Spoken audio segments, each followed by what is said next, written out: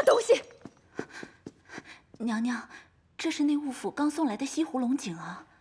本宫素来爱喝云雾茶，宫里人人皆知。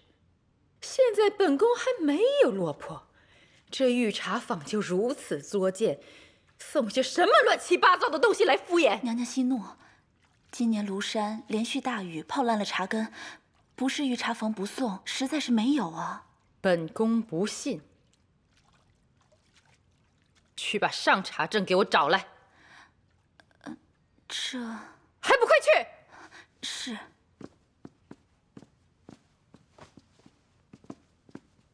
嫔妾给娘娘请安。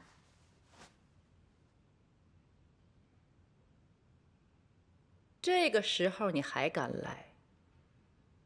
还嫌连累的本宫不够吗？娘娘，一切都是嫔妾的不慎，嫔妾太小瞧那个丫头了，请娘娘原谅一回，嫔妾一定为您肝脑涂地。娘娘，你怎么还不去？本宫现在连你都支持不了了吗？奴才不敢，奴才刚出门，就遇见了怡亲王派来送信的小太监。说什么了？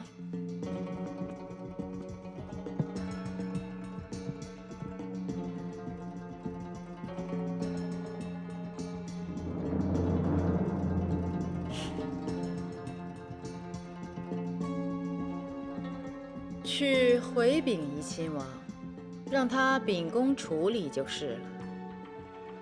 把话带到就可以，他自然明白该怎么做。是。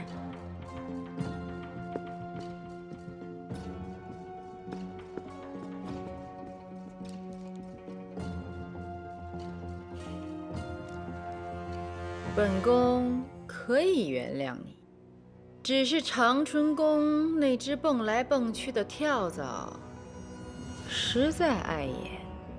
只要娘娘肯原谅嫔妾一次，嫔妾一定将功赎罪。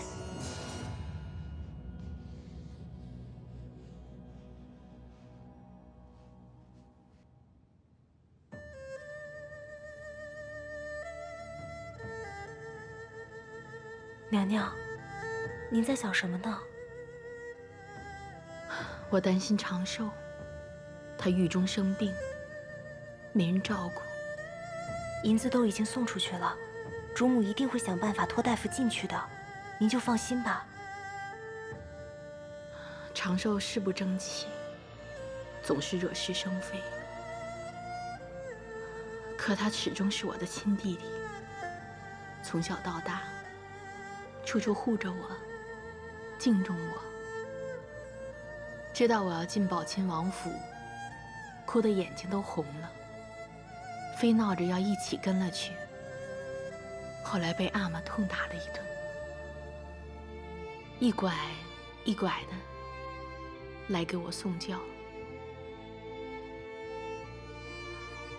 我这次不肯为他求情，也许他会怪我。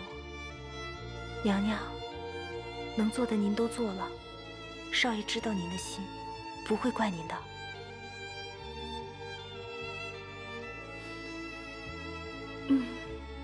我只盼着长寿能快点好起来。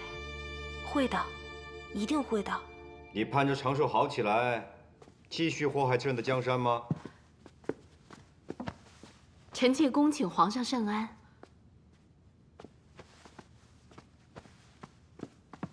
皇上，您怎么来了？臣妾都没有出来恭迎，请皇上恕罪。刚才朕的话，你还没有回答呢。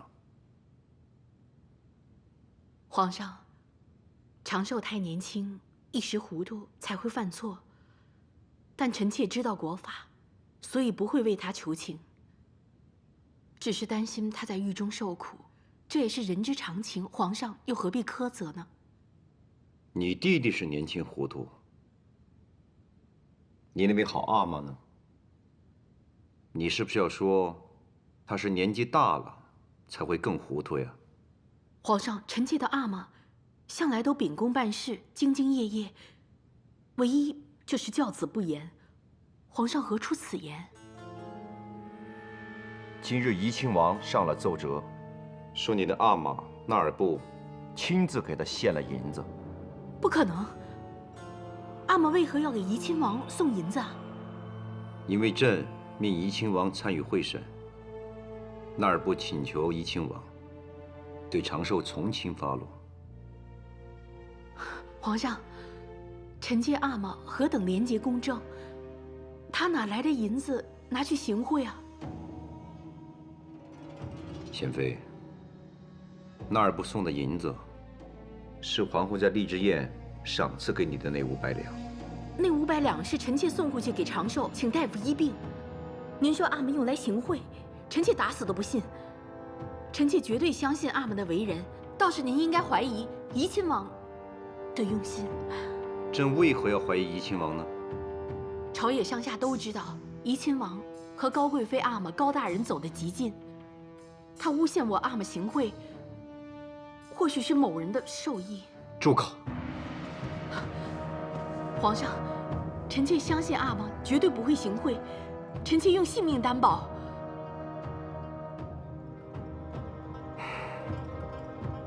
事实如此，你却一叶障目。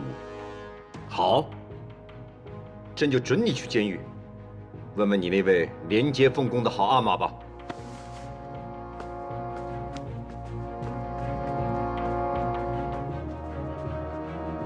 您冤枉忠臣，一定会后悔。能不能让我们见见辉发那拉长寿？皇上有命，只准见纳尔布。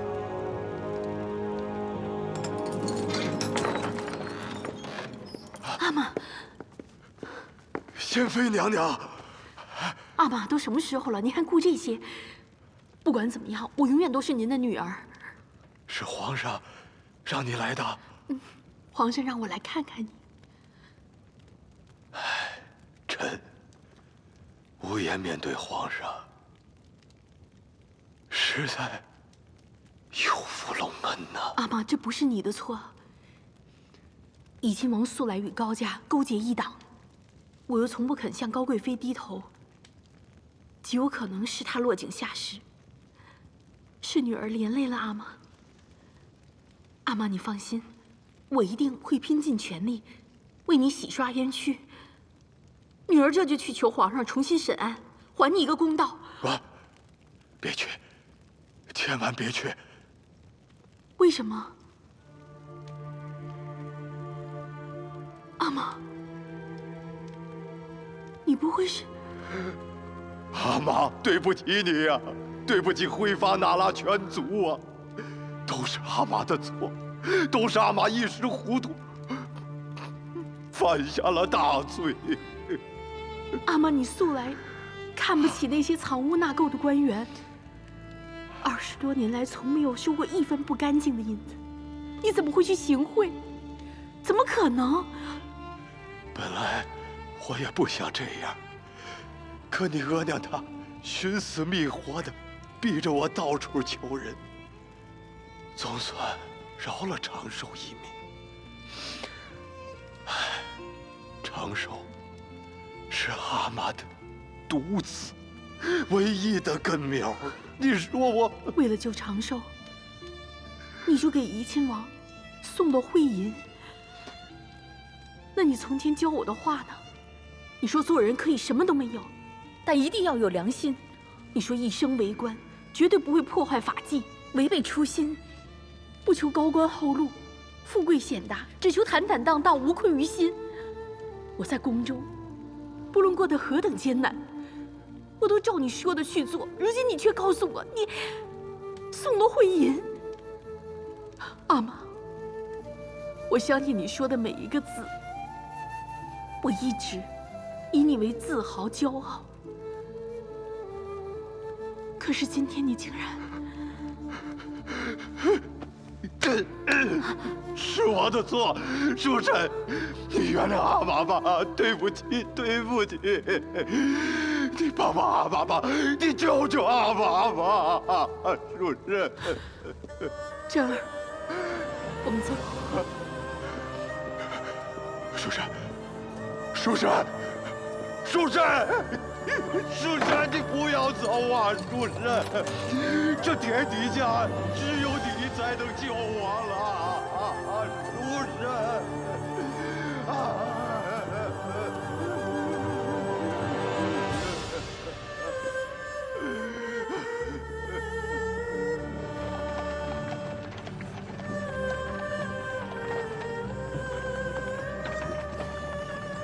娘娘，眼看就要进15门了，眼泪说一说吧。我没事，不用担心。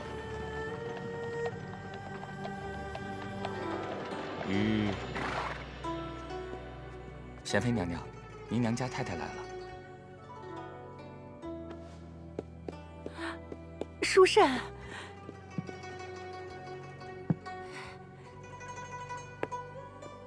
书生，你阿玛，是你逼阿玛去求怡亲王的，是吗？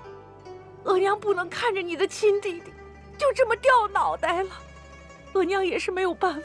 我就是想去求求怡亲王，让他高抬贵手，移出来诊病也行。大牢又黑又暗又湿，那可不是人待的地方啊！他的身子骨怎么受得了呢？这么多年来，你一个劲儿的逼阿玛上进，阿玛不愿遵营，你就去逼长寿，现在把他逼进大牢了，这还不够，你还逼着阿玛去行贿，如今连他都进去了，这也不是我的错，不怪你又怪谁啊？我从小到大每天都听你怨天尤人，不是怪阿玛没用，就是怪我不思进取。我们都是一样没用的人，不能让你风光，不能让你富贵。现在一家人都没了，你满意了？书生，你阿妈做了一辈子的官，还是个左领，她真的是不中用啊。额娘要强，虽然一直怪她，也白眼奚落她。我把家里的嫁妆都拿去卖掉，补贴家用。到了娘家，喝了一杯茶，出来也遭人白眼儿。好在额娘有福气生了你，我不顾你弟弟，好吃的好穿的都紧着你，指望把你送进宫里头，你能出人头地。额娘也是个女人呐，我想要锦绣的前程，我想要荣华富贵，难道有错吗？我不想再听了。书生，是额娘的错，额娘什么都不要，额娘不要富贵荣华。但你不能不管你的阿玛和你的弟弟呀！不是我不想救，事情到了这个地步，我也无能为力了。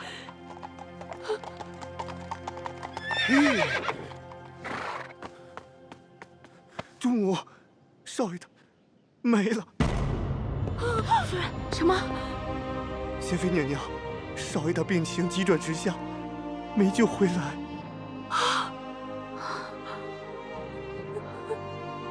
死了，长寿死了，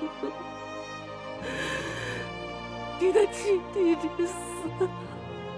你要是心疼你的弟弟，你就会去求皇上，他不至于死在冰冷的牢房里。额娘，你自个儿清高，你要当好人。额娘千错万错，我对得起回发那拉氏。你呢？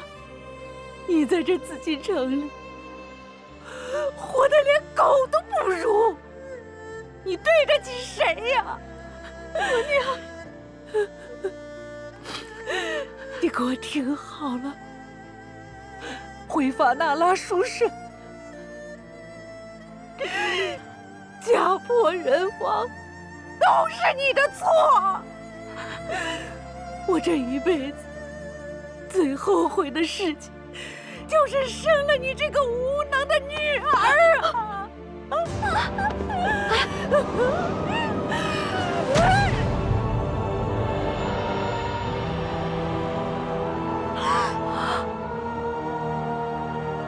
额娘，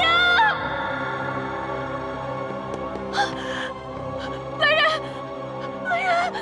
救我额娘！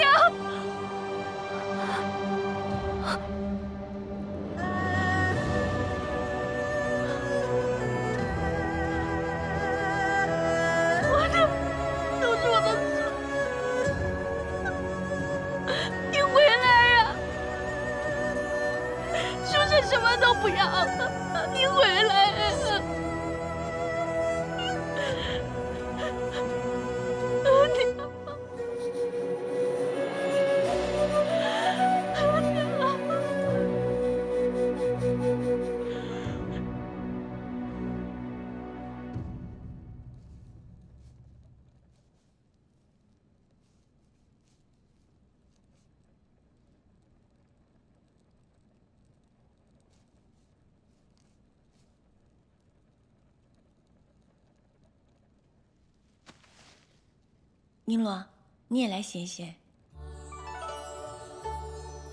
是。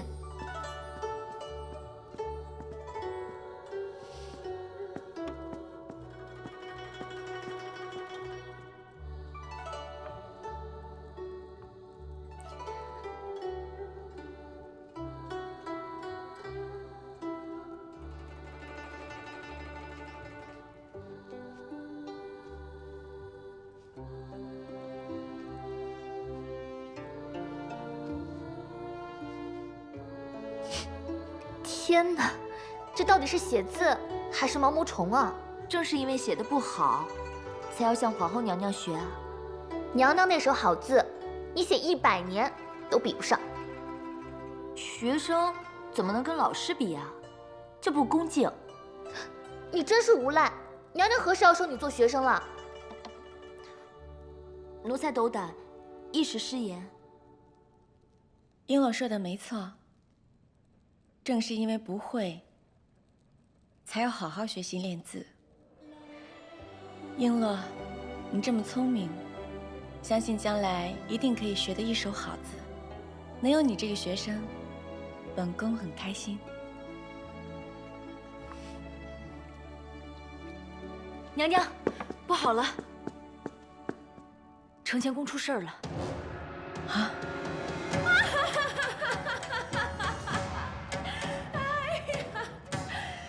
贤妃那张脸呐，现在肯定很好看，可惜本宫现在思过，没有办法好好欣赏了。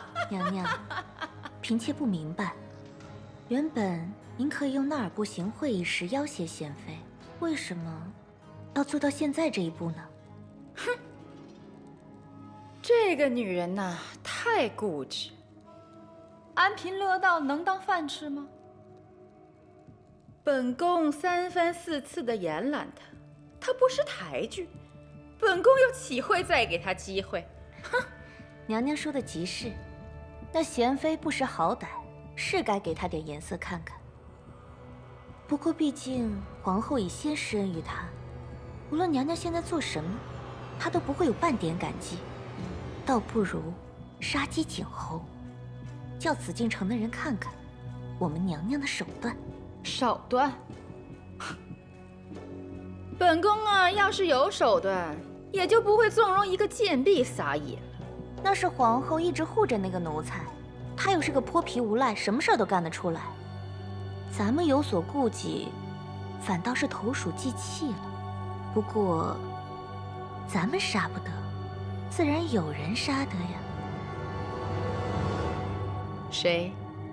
一世不凡二主，娘娘您别忘了，还有一位怡亲王。他？彭晓虽携了老怡亲王的铁帽子王爵，但自从先帝去后，怡亲王府的势力就大不如前。他虽也是正经宗室，可是只当了一个乾清门侍卫，连御前侍卫都没当上，心里正窝着火呢。而如今他又和小高大人是至交好友，一心想得到娘娘提携一二，自然会要讨好，不然他也不会送来纳尔布的消息。可他毕竟是个乾清门的侍卫，那么多眼睛盯着呢，他这手能伸到后宫来吗？娘娘，打蛇便要打七寸。嫔妾已经派人去绣房打听了魏璎珞，发现她曾和一名侍卫有手吻。哼，皇后娘娘恕罪，我家娘娘一回来就把自己关在房间里，谁叫门都不开。奴才这就去告诉她您来了。哦不，既然贤妃心情不好，本宫就不勉强了。你一定要好好照料，记住了吗？是。快去吧。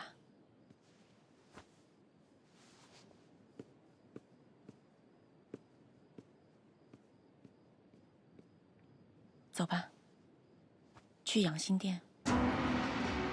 娘娘，去养心殿干什么？纳尔布自己行贿，连贤妃都跟着遭殃。皇上如今正在盛怒之下，可千万别去惹他龙颜不悦。皇上一头怒火，本宫如何不知？可是若此事本宫都不管，那尔部就真的是没救了。他没救是他家的事，与长春宫何干？与皇后娘娘何干？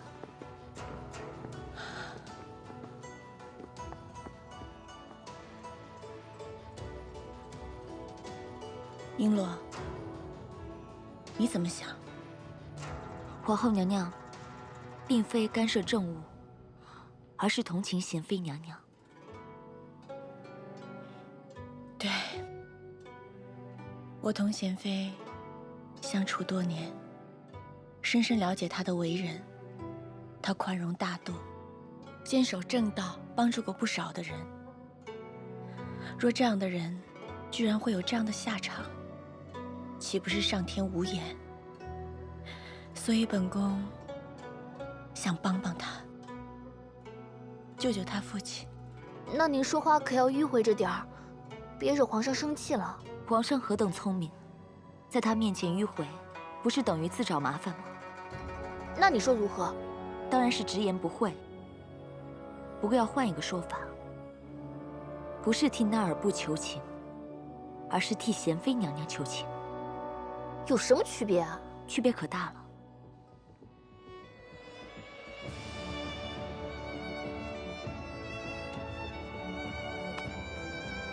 皇上，皇后娘娘来了。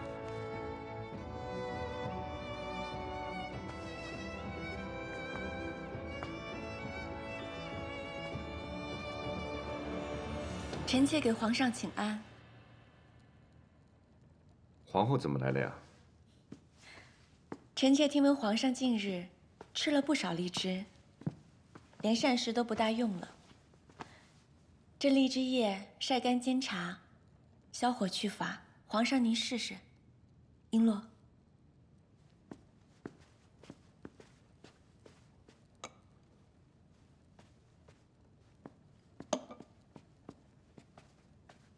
这若是从前，皇后一定会劝朕莫谈口腹之欲，以免坏了身子。今日怎么只字未提，还给朕泡了茶来？当然是为了讨好皇上，让皇上高兴。为何要讨好朕呢？臣妾想为娴妃求情。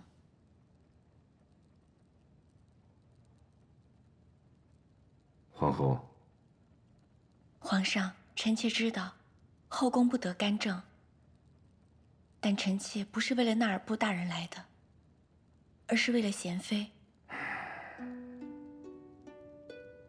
娴妃14岁入了宝亲王府，如今算起来已经有9年了。皇上，一个在您身边伺候您9年的女人，可是如今先后兄弟和母亲都去世了。如果那尔部又被判斩首，从此以后，娴妃真的是孤苦伶仃一个人了。皇后，朕不可因私废公啊。臣妾知道，那尔部大人在风口乱尖上贿赂怡亲王，这是胆大妄为，罪不可赦。可是皇上，弹囊500两是臣妾给娴妃的。如若当初臣妾派太医去监牢，可能今日就不会走到今天这个地步。可是臣妾担心背后有人说闲话，说臣妾故意拉拢娴妃，施恩于她。没想到为了避嫌，居然害了长寿的性命。皇后，今日所有的一切都跟你没有关系，不要把罪责往自己身上揽。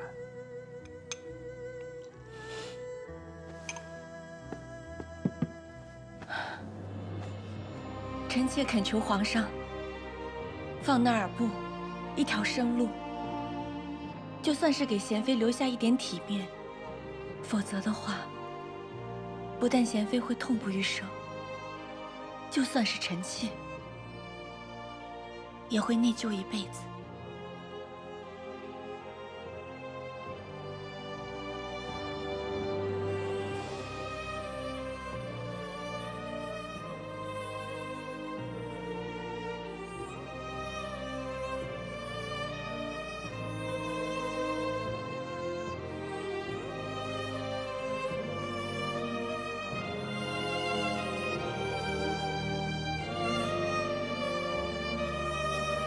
娘娘，娘娘，娘娘，养心殿传来消息，皇后亲自去求情，皇上答应赦免老爷了。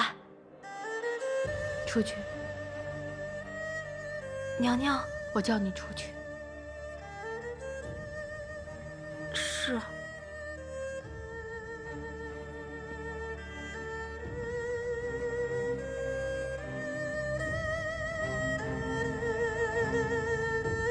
你在这紫禁城里混得连狗都不如，你对得起谁呀？你给我听好了，挥发那拉家破人亡，都是你的错。我这一辈子最后悔的事情，就是生了你这个无能的女儿啊！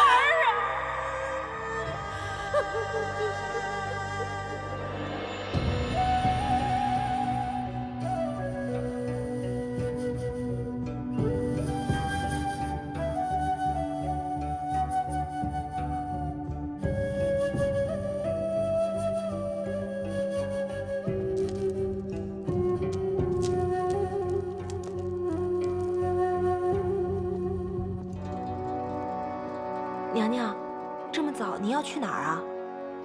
向皇后娘娘谢恩。是该谢谢皇后娘娘。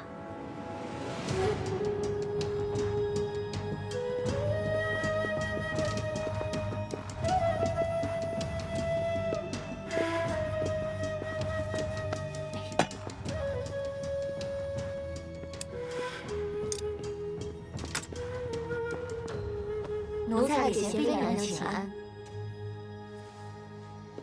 我来给皇后娘娘请安。娘娘如今正在看书，奴才这就带您过去。多谢尔晴姑娘。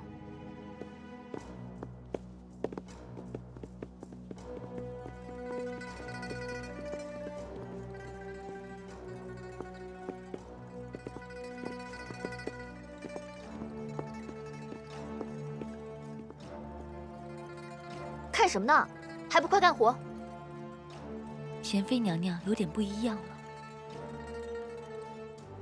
身上有重孝的人，自然是不一样的。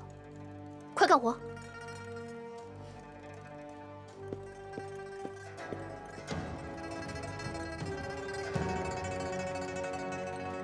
事情大概就是这样。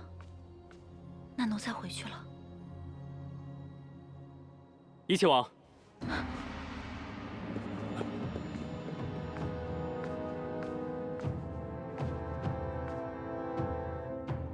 怡亲王在和谁说话？刚才那位宫女好像有些面熟。哼，我的扇套子丢了，我问她有没有看到。是吗？难不成你怀疑我堂堂一个亲王，会和个宫女有手尾？自然不敢。哎呀，傅恒，你不要觉得皇上宠信你们富察氏。 你就不把本王放在眼里？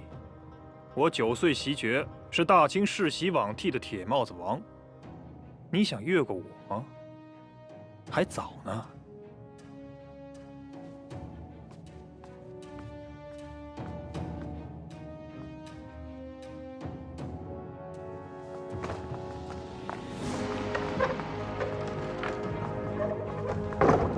庆幸见过怡亲王。起来吧。 庆熙，听说你最近正在筹谋升官呢。王爷说笑，如今我只是个2等侍卫，谁不想当头等呢？要是我开口举荐，自然不是什么难事。王爷，你要帮我？只要你帮我完成一件事情，事成之后，本王立刻就去见御前大臣，替你提等。别说一件事，就是上刀山下火海，也要报答王爷赏识。哼，不过就是踩死一只小小的蝼蚁，抬抬脚的功夫罢了，用不着你上刀山下火海。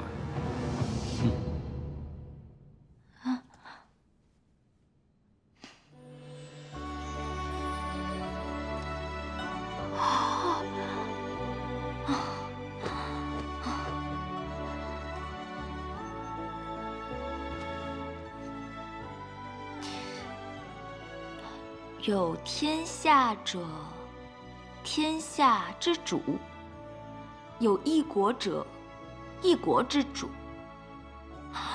我故其主矣。到底是什么意思啊？我故其主矣。周文王在路边看到一具枯骨，便命人好好安葬。官吏问：为何要管一具无人认领的枯骨呢？文王回答：富有天下，便是天下之主；拥有一国疆土，便是一国之主。如今我看到这具枯骨，便是他的主人，又怎么能忍心看他曝尸荒野呢？这个故事的意思就是说，富有天下的帝王，疆土所及的百姓都是他的责任，必须给予妥善的照料。是吗，皇后娘娘？可是奴才就是一个小小的宫女，学这样的大道理又有什么用啊？我们每个人都有不同的身份和地位，就要承担与之相应的责任。比如帝王，就该勤政爱民，则披天下；再比如本宫，就应该管理六宫，母仪天下。而你，除了做好本职，还有什么其他事情为别人能做的呢？奴才觉得能够自我约束已经足够了。穷则独善其身，达则兼济天下。那就等奴才真正达的时候再说吧。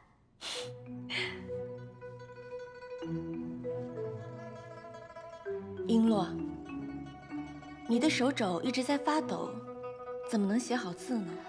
奴才的手一提起笔，手肘就不自觉地想抖。哎，娘娘，奴才把手肘放在桌上练习，这样好像不行。练习书法就要克服手肘这一关，如果这一关都过不了，如何能进步？继续。是。璎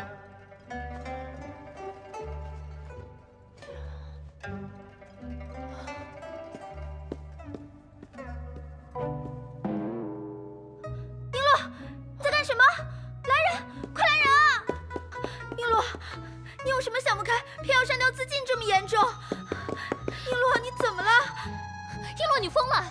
在宫中自尽可是大罪，你不要命，可别连累我们。你什么时候见人悬梁自尽？啊？用这么低的绳圈啊？那你是在干什么？皇后娘娘教我写字，必须要过了悬肘这关。可是我的手一离开桌面就会颤抖，思来想去，我就想着先把手放进绳圈，用绳索的力量固定住，等以后习惯了，就能离开绳圈自己写了。天啊，这才用了多久的功夫，你就练了这么多字啊？勤能补拙。我就是人比较笨，起步又晚，所以就只能用偏方了。珍珠啊，下回你可看仔细了，真会吓唬人。可不是嘛，刚才那一嗓子叫的我呀，哎呦，这个心都差点出来了。就是，热闹都看完了吗？你们可不像人家，有主子青睐，亲自教导书法，还不赶紧去干活？走吧。璎珞，这一共有多少张啊？150多张吧。璎珞，珍珠，你是不是聋了？哦。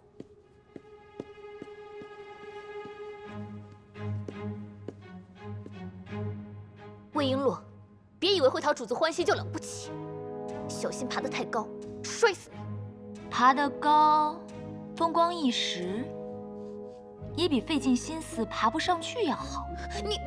不过你要期待我爬得更高，千万别摔下来，否则第一个砸到的就是在下面眼巴巴看着的你。好，算你嘴巴厉害，我说不过你，就看你能得意多久。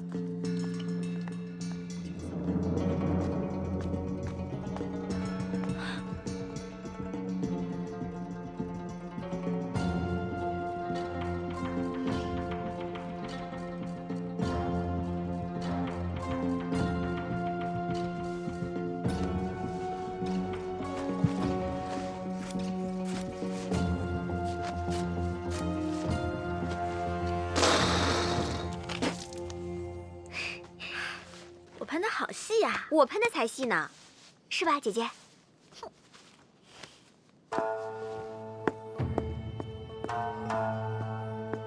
璎珞，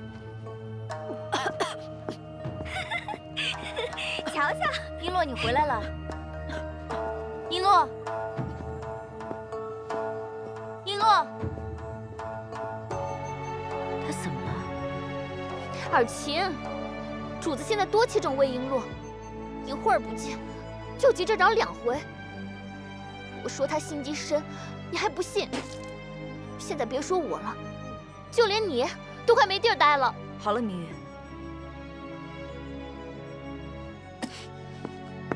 明月，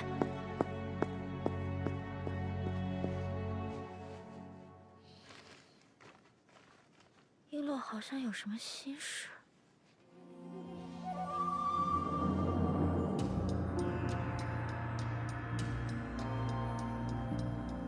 我查到英灵的真正死因了。今夜3刻，我在御花园等你，不见不散。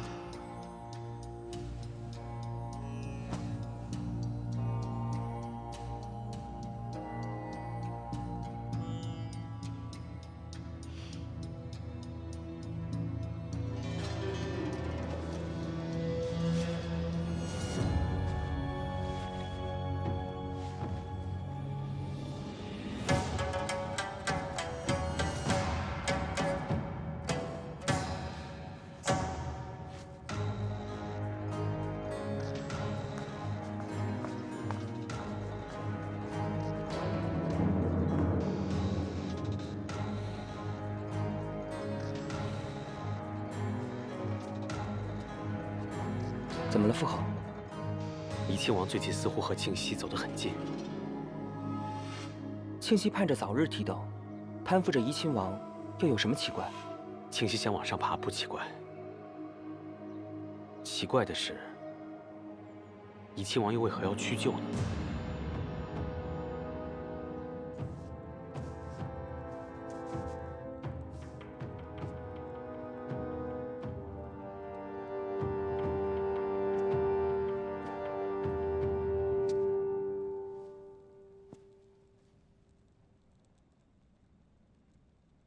璎珞，有什么心事吗？没有。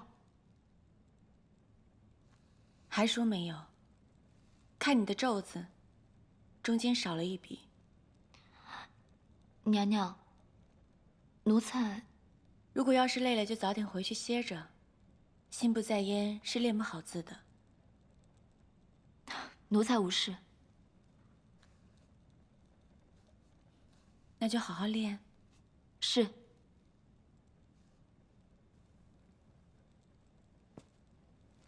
娘娘，奴才的确有事，想向您告假。告假？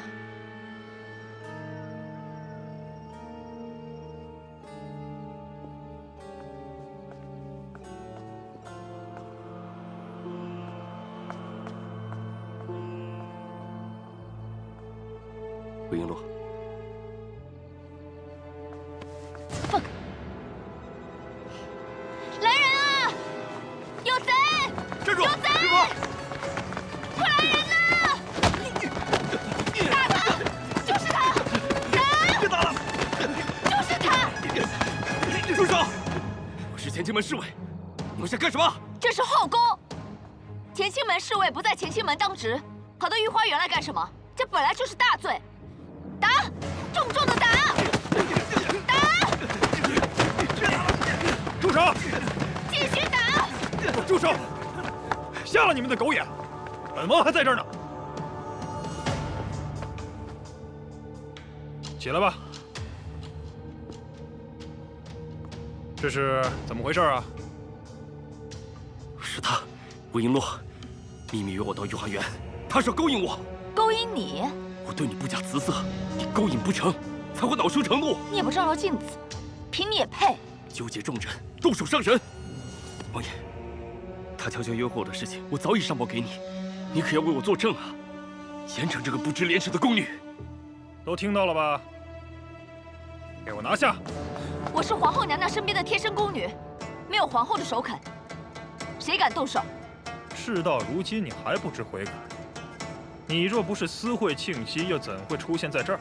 这3更半夜的，你可别跟我说你是来看风景的。给我。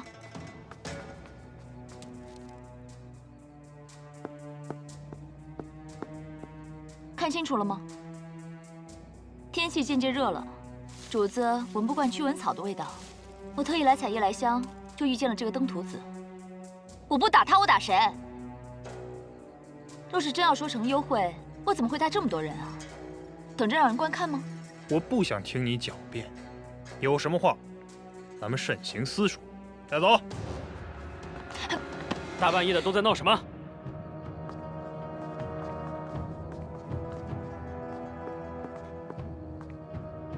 富察傅恒，这今日又不是你当值，你来这儿干嘛？皇上刚办完军机大事，正在御花园赏月，召我手谈一句，还需要怡亲王同意吗？只是没想到，刚清静了没多久，就被你们打扰了。皇上在这儿。是这样，这儿有个宫女，她私会侍卫，被我当场拿住，正预备交去慎刑司，就不打扰皇上的雅兴了。带走。等等，皇上就在前面的亭子，有什么话就到皇上那儿去分辨吧。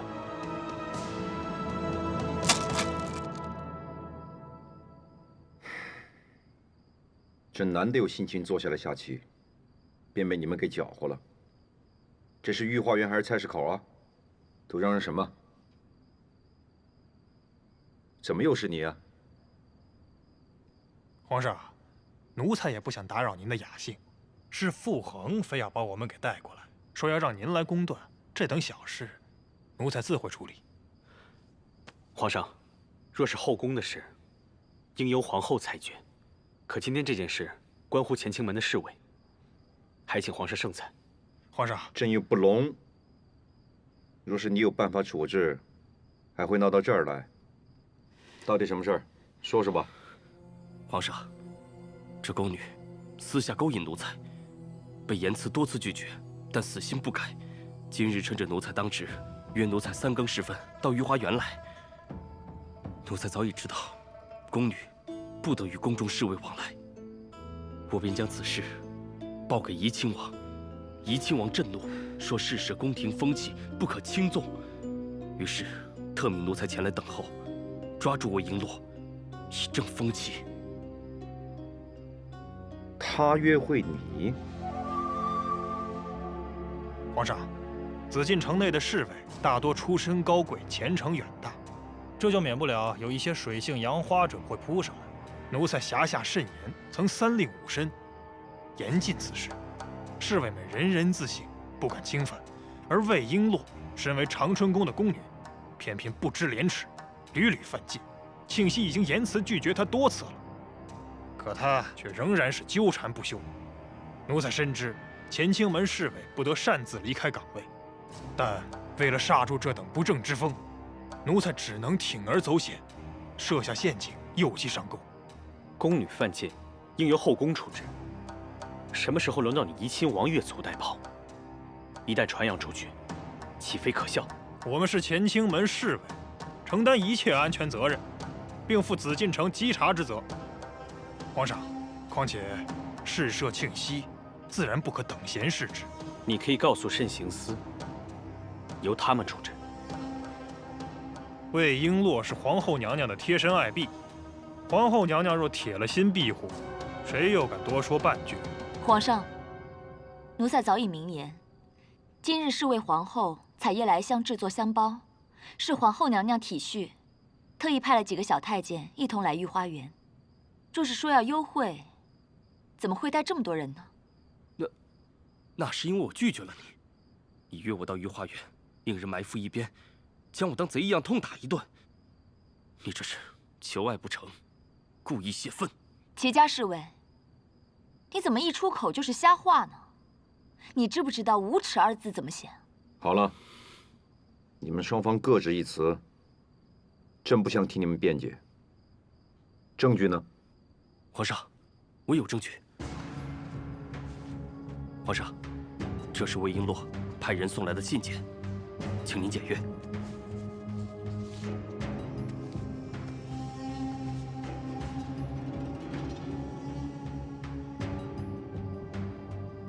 你自个儿看。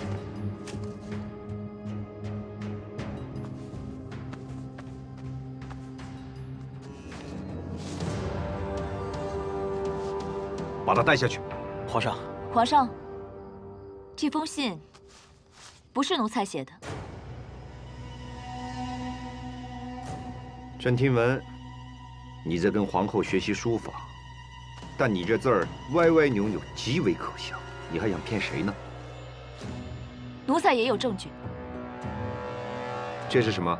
回禀皇上，皇后娘娘厚爱，亲自教导璎珞写书法。奴才虽然愚钝，但也有自知之明，不敢白费了娘娘的一片心血。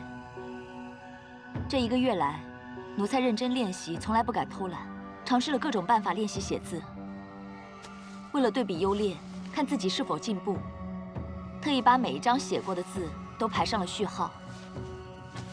可就是在今天下午，奴才发现第28页不见了。这些是27页之前，这些是29页之后，唯独不见了第28页，说明必定有人盗取了奴才的书法，特意栽赃陷害。你说丢就丢了。怡亲王，请问您这封信用的是什么纸啊？这就是练字的宣纸啊。皇上，奴才俸禄有限，不敢浪费宣纸，所以都是用才废掉的手纸代替，也就是白棉纸。可这封信不是啊。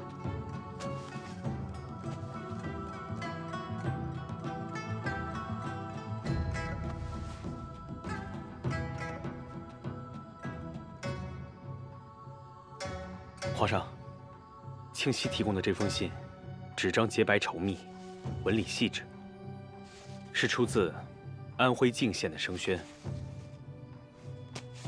还是品级最高的。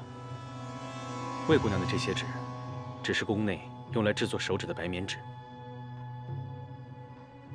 若是大家不信，可以去搜查长春宫的希尔房，看看能否找到一张安徽的上等生宣。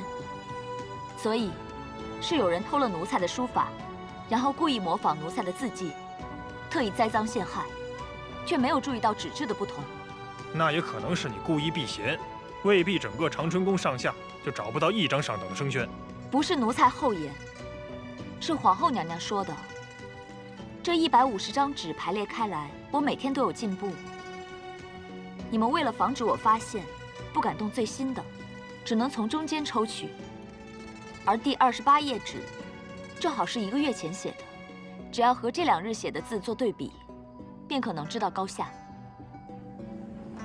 你这个狗东西，谁让你栽赃陷害的？皇上，原来是庆熙在撒谎啊！肯定是庆熙，他想要。怡亲王，你是不是想说，齐家庆熙勾引我不成，特意栽赃陷害啊？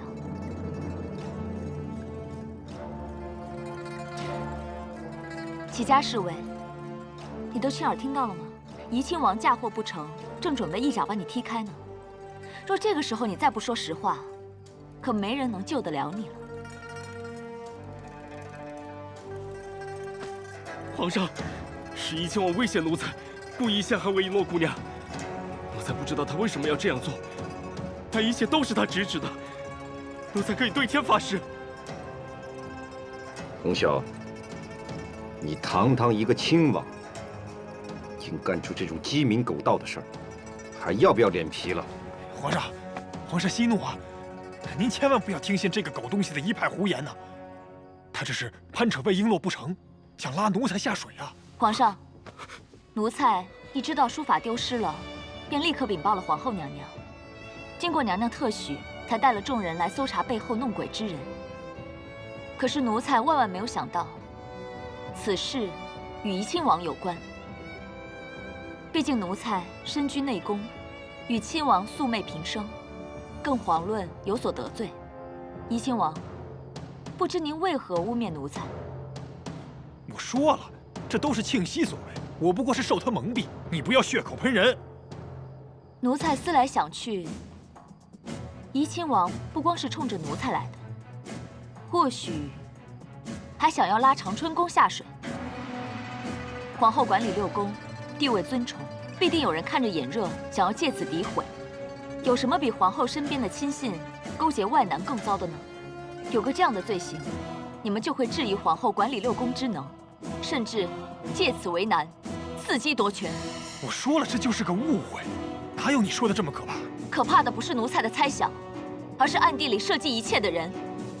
他们想要惩治奴才，想要拉长春宫下水，想要污蔑无辜的皇后娘娘，甚至要扰乱整个后宫。皇上，不要听信魏璎珞的一派胡言，奴才就是一时轻信了庆熙的话。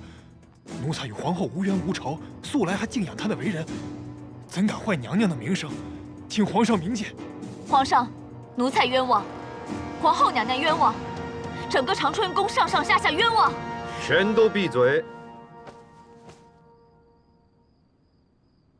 庆熙随意攀污长春宫宫女，确实不配乾清宫侍卫一职，杖责100，革职查办。皇上，奴才冤枉啊！都是怡亲王，都是怡亲王逼我的，皇上，奴才冤枉啊！皇上，皇上，皇上，皇上，奴才冤枉啊！皇上，皇上，皇上！至于你，这泡烂儿还好意思称作是书法，还舔着脸说每日都有进步，朕都替皇后难受。啊，这得花多少心力才得让完氏点头啊！你马上回去，抄100遍，抄不完的话不准休息。皇上，下去吧。快下去吧。皇上英明神武，从无偏袒。奴才相信，皇上定有圣才。你敢胁迫朕？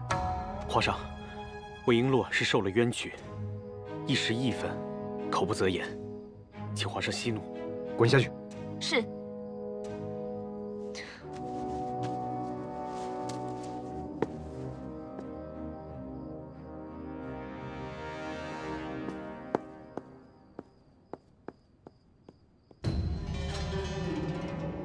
洪晓，皇上，奴才真的是冤枉的，真的。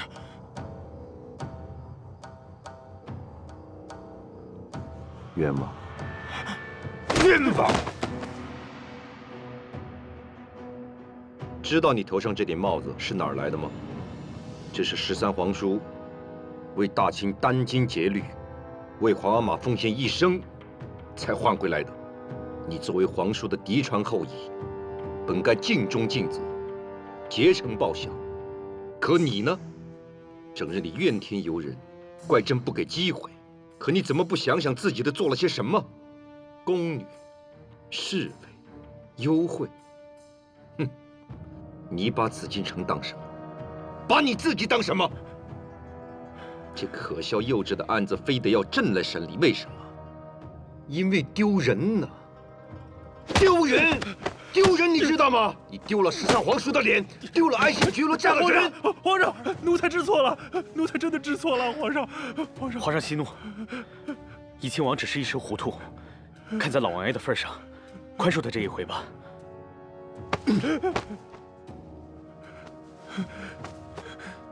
说，到底是谁跟你串联？若不说，朕便重重罚你。皇上，奴才曾亲眼看到怡亲王与储秀宫嘉贵人的贴身宫女会面。红晓，皇上，礼部尚书金简与奴才素来交好，因为嘉贵人从嫔降为了贵人，全系宫女璎珞所为，所以暗中图谋报复。奴才以为璎珞不过就是一介宫女，举手之劳，所以才斗胆应承。奴才就是一时糊涂，奴才知错了，知错了，知错了，皇上。李煜，奴才在。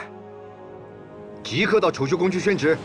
不要抢走我的孩子！不要抢走我的孩子！嘉贵人，这是皇上的意思，你就别为难我们了，把孩子给。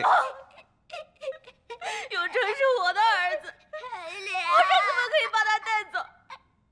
皇上怎么可以这样对我？我要去见皇上，我现在就要去见皇上。贵人，别人不清楚是什么事儿，您自个儿心里不明白吗？我做错什么了？阿双全都交代了。你说你干什么不好，非得撺掇怡亲王闯祸？这一旦案发，不就把自个儿牵累进去了吗？不过是一个宫婢，我要了他的命又如何？我10月怀胎，含辛茹苦的为皇上诞下这个小阿哥，没有功劳也有苦劳。皇上怎么可以这样对我？贵人，您这可是揣着明白装糊涂呢。您陷害的是魏璎珞吗？您陷害的是皇后娘娘贴身宫女范静，这是公然打皇后娘娘的脸了。别说长春宫，就是皇上也绝对不会饶了。不是这样，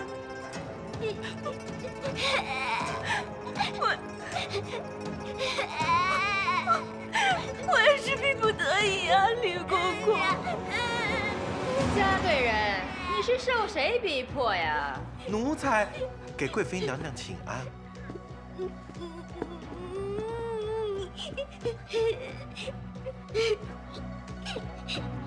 李煜，本宫才是储秀宫的主位，这嘉贵人犯了错，不能抚养4阿哥，本应送到本宫这儿来，怎么能送给贤妃呢？回贵妃娘娘的话，这是皇上的意思。皇上说了，嘉贵人毕竟住在储秀宫，怕4阿哥受了坏影响，自然离得越远越好。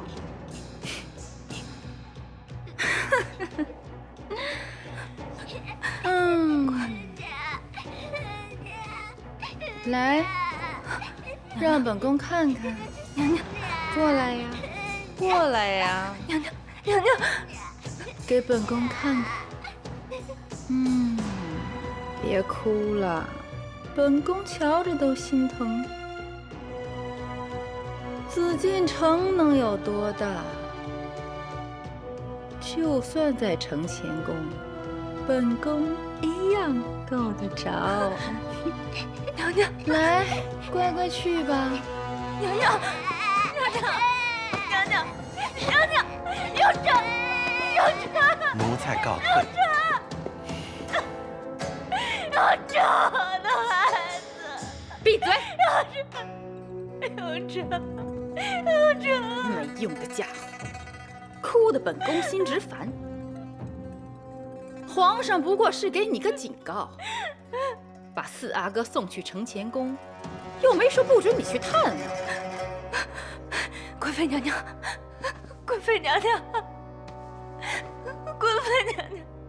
有功夫在这伤心，不如想想该怎么把自己儿子要回来。贵妃娘娘，贵妃娘娘，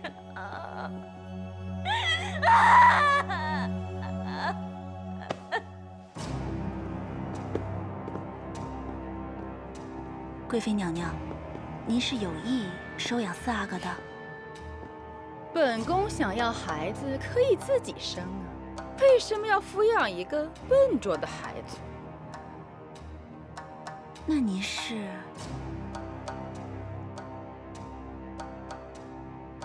这么多年呢，嘉贵人替本宫办了不少事儿，知道的太多。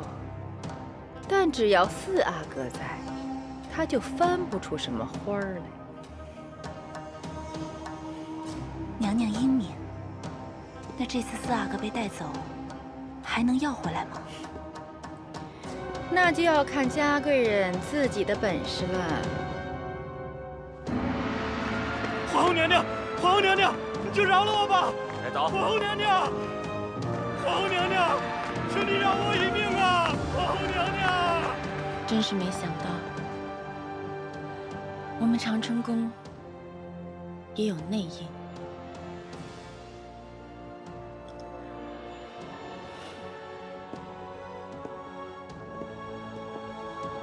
自从上次荔枝被毁一事，奴才就觉得长春宫有内应，就等他们再动手。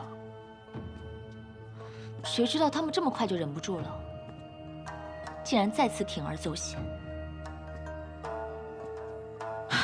可怜了四阿哥，小小的年纪就离开了母亲的身边。这是怪嘉贵人她自作自受。若他不是图谋报仇，心怀不轨，又怎会落得母子分离？不管怎么说，皇上这样做，也算是给了你一份体面。皇上从未有过主持公道的念头。你说什么？对于嘉贵人，皇上不过是生气。他施展了诡异伎俩，险些害了长春宫的名誉。同时，皇上也不希望四阿哥跟着一个心胸狭隘、手段阴狠的母亲啊。可见从头到尾，奴才的冤屈和公道，从来都不在皇上的考虑范围之中。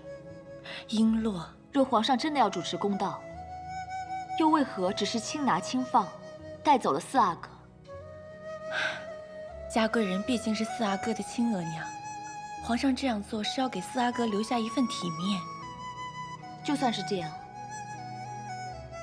那怡亲王呢？怡亲王可是皇上的亲堂弟，皇上怎么会？娘娘，你也很清楚，对不对？奴才只是一个卑微的宫女，别说只是受了委屈。就是当场丢了性命，皇上也不会多看一眼。皇上之所以大发雷霆，他是怪怡亲王参与了内廷纷争，并且闹得很难堪，失去了皇家的体面。所以嘉贵人尚有处置，而怡亲王他却逍遥自得。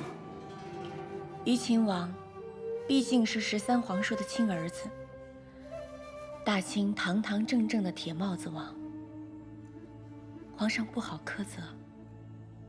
若有朝一日，他真的犯下了大错呢？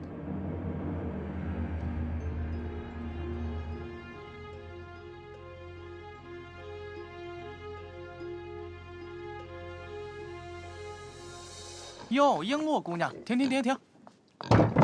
这不是璎珞姑娘吗？干什么去啊？皇后娘娘吩咐我去永和宫送点东西。吴总管，这是……哦，坤宁宫朝夕2祭，每3个月还有一次大祭，明儿便是大祭日，皇上要赏赐御前侍卫和朝臣们吃肉分福呀。吃肉分福？老规矩啊，明儿你就瞧见了。吴总管说笑了，我一直都在长春宫，很少有机会出来走动，连这样的大事我都不知道。从前皇后娘娘身子不好，皇上特别允许皇后娘娘不用进肉。如今皇后娘娘精神好多了，又怎能不参加大祭日吃做肉呢？别说皇后娘娘，其他各宫妃嫔也会有分发的。哎，我不跟你说了，得赶紧走了，替我给皇后主子问个好。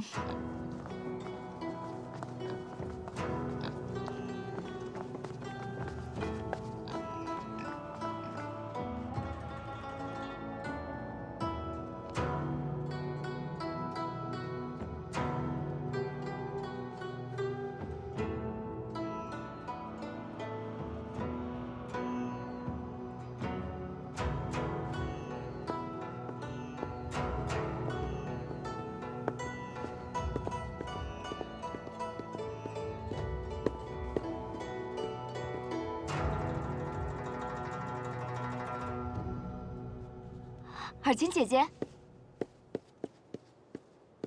璎珞，那么快就回来了？皇后娘娘正在里边等你回话呢。尔晴姐姐，我问你件事啊。怎么了？我听说皇后娘娘预备参加坤宁宫的祭神，这事儿是真的吗？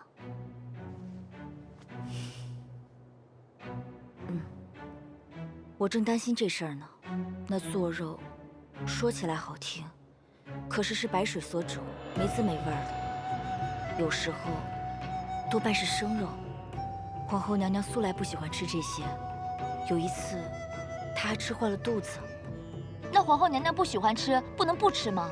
那可不行，这是福分，谁要是给拒绝了，就是对祖先、对神灵的不敬。有一次，一个大臣吃吐了，还被杖责了80。这么严重啊！尔晴姐姐，你能不能带我一起去啊？我从来没有看过坤宁宫祭祀的场景呢。那个场面可不好看，你确定要去？去，带我去吧。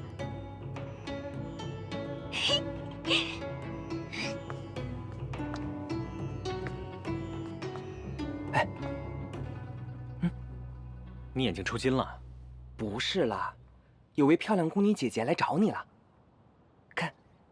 看见了吗？你盯着怡亲王，还不是为了他？现在人家亲自来谢你了。我很快回来。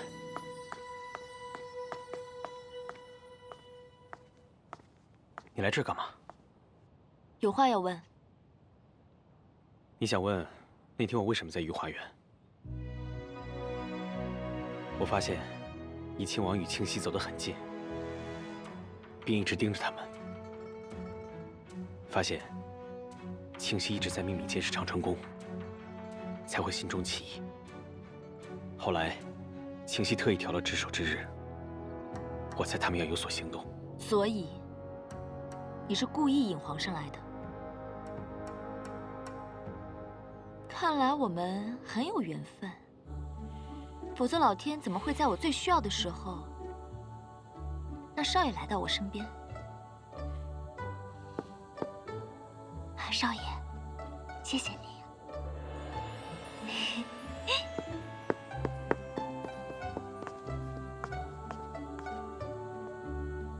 少爷，谢谢你啊。不用谢。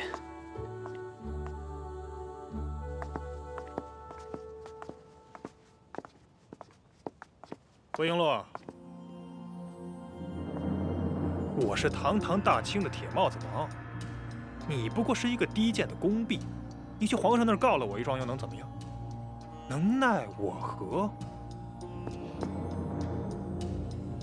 哟，怎么这么瞪着我？我好害怕的。你攀上了傅恒又能怎么样？见人就是见，上不得台面。早晚有一天，我会把你的脑袋拧下来。我会告诉你，什么叫做上下尊卑，什么叫做高低贵贱。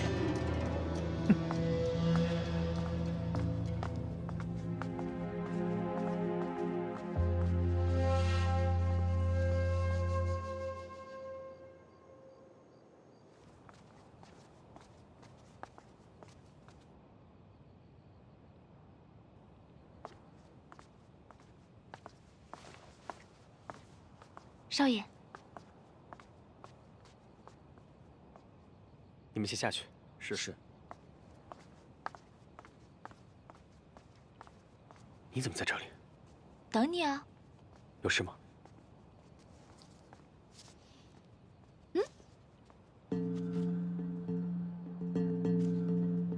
这是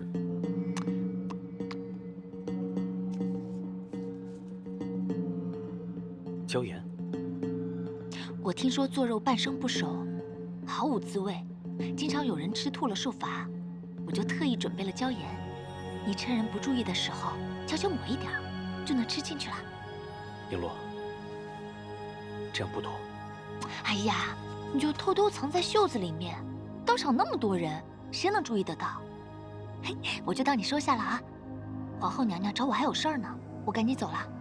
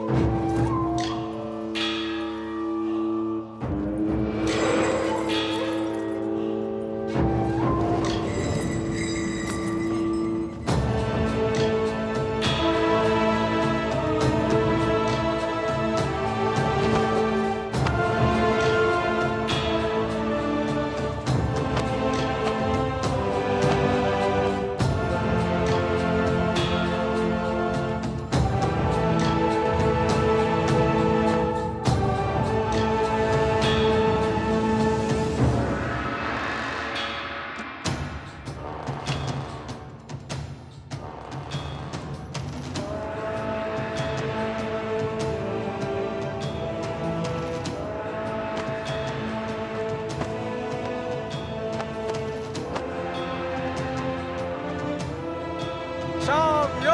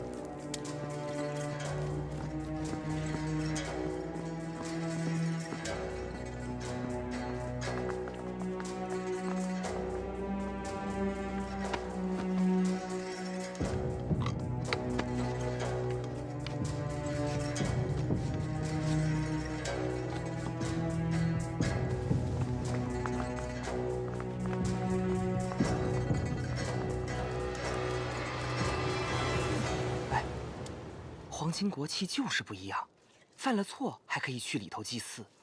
海兰察，话说回来呀，你也是正经的皇亲国戚，可你却没有红小的这身臭毛病，可见呀，怡亲王这个爵位也没有什么好稀罕的。闲谈莫论是非。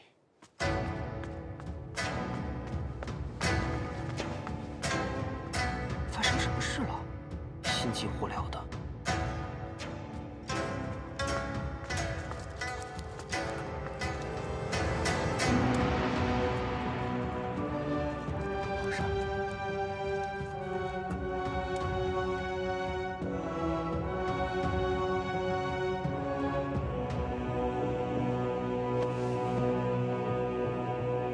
茶，这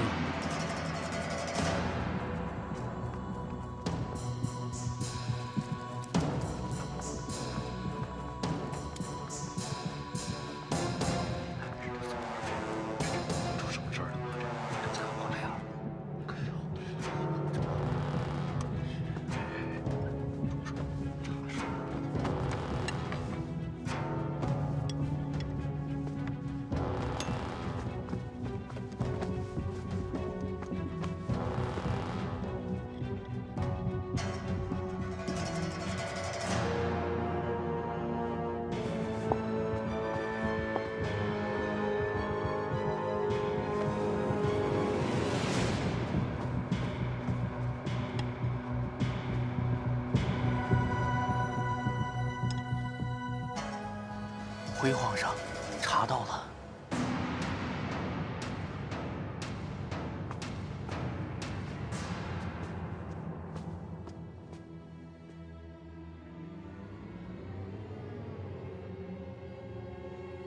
红晓，大清为何要吩咐吃肉？你还记得吗？记得。当年太祖年少分家，带着兄弟进山，采参狩猎，以白水煮肉为生。后来保持了这样的习惯。大清入关之后，坤宁宫每日朝夕2祭，隔月1大祭，为的就是让子孙后代铭记先祖创业的艰辛。大清立国不易。既然你都知道，你又为什么要在肉里加盐？加盐？奴才没有啊。你自己尝尝。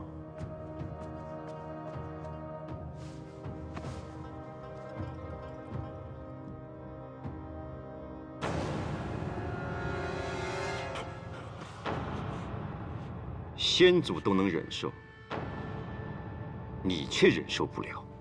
在祭神的肉里加盐，分明是藐视先祖，不敬神灵。你简直胆大包天！来人，怡亲王不敬先祖，玷污作人，褫夺怡亲王前门侍卫一职，叫众人付处置。皇上，皇上，奴才真的没有。皇上，真的没有挟盐入宫啊！皇上，奴才是冤枉的。皇上，皇上，奴才冤枉啊！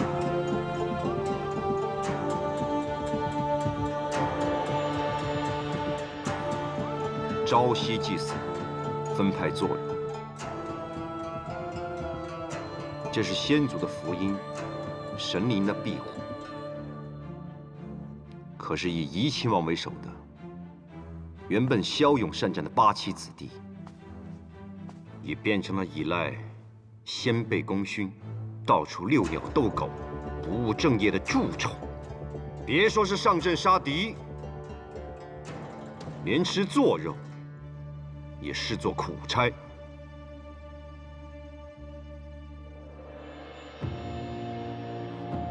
朕必须要警告你们，大清先祖创业不易，朕绝不允许大好的江山就这么毁在一群贪图享乐、不敬先祖的败家子儿手里。查！外边的侍卫也一并查清。朕要看清楚，还有谁敢这么干？这。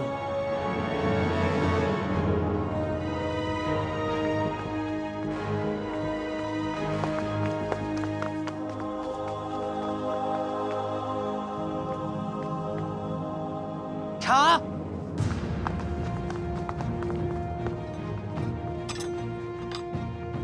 这算什么事儿啊？什么时候轮到你们这群奴才来查我们？派来查。诸位大人得罪了，查。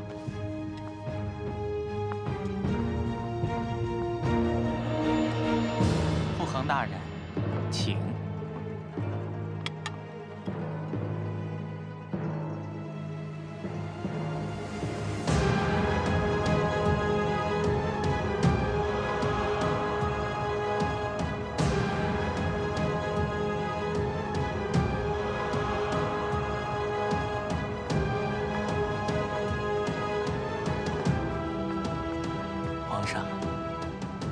抓到人了吗？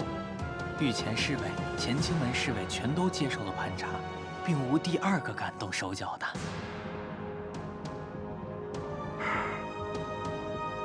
总算还有明白事理的。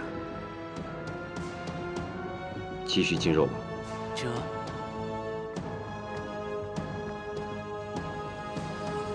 请诸位大人继续进肉。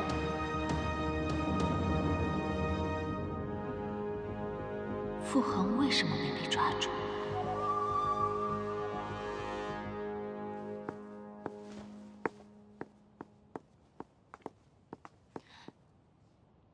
少爷，你没事吗？刚刚真是吓坏我了。怡亲王不过藏了盐，就被革职查办，还进了宗人府。早知道如此，我就不该让你带着那包椒盐。幸好你今日没有带在身上。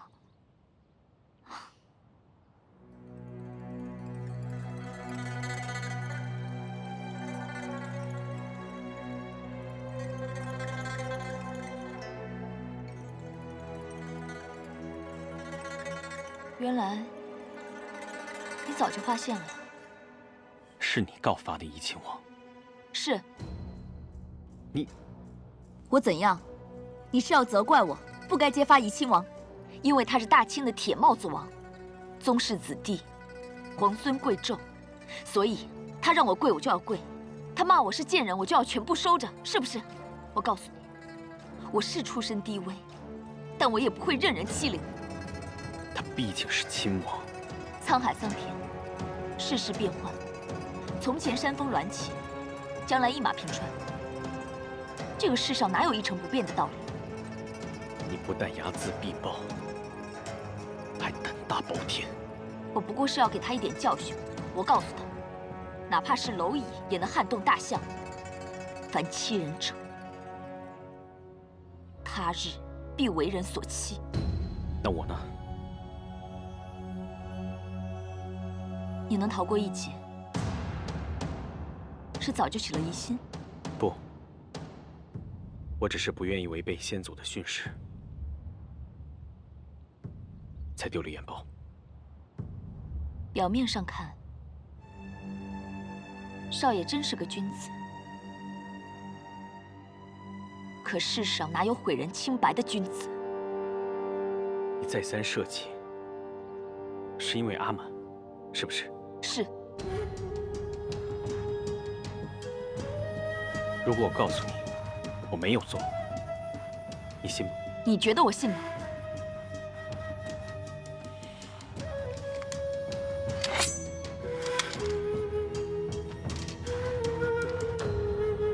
我对天发誓，此事与我无关。如果你不信，现在就可以杀了我。你以为我不敢？你敢？天底下有你不敢的事吗？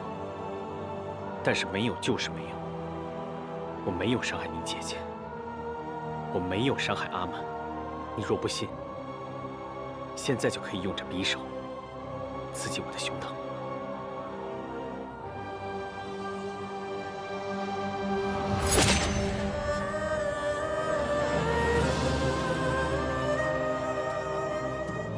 璎珞，我再说一次，傅恒不做伤天害理的事，从来没有。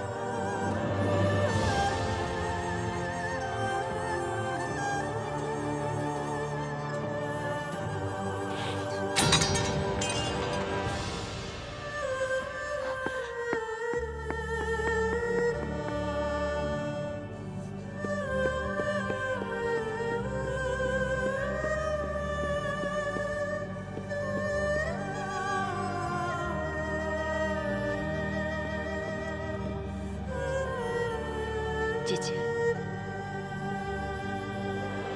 很抱歉，我没能杀了他。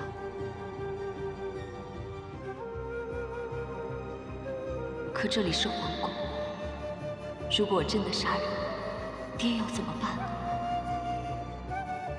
就算是这样，我也已经犯下大错，绝不能再留在长春宫。